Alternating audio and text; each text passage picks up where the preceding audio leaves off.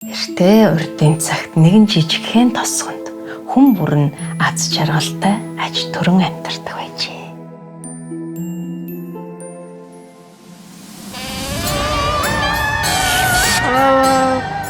Сэрээрээ. Басаа тий ааваа.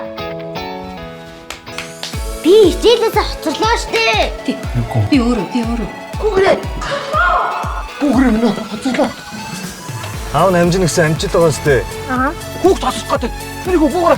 Гүгрээтэй. Баястай. Тэрлээ минь гүгрээ. Гүгрээ минь.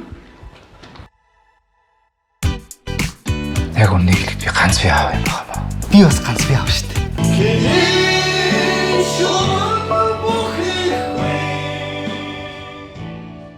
Охин маань ордоо ичигээ санаад ах шиг байна. Ман чи өөр надад жоох шантарчих гал шүү. Би харин гинтийн бэлгээрэй гэж бодоод. Биш юм аацнаа гэж хэлсэн шүү дээ. Бид нар чинь эцэг хүмүүс гэж чи хэлсэн биз дээ. Йоо салгасан. Би мэднэ би цагтаа хүн.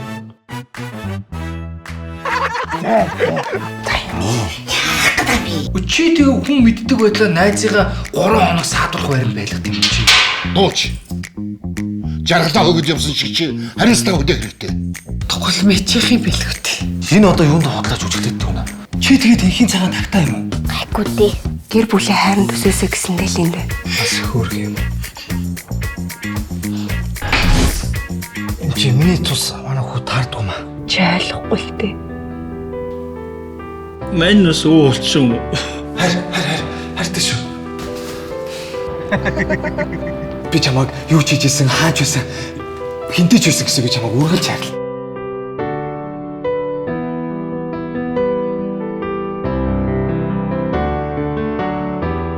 Чин залуунаас санагдаа сайхан биш аа.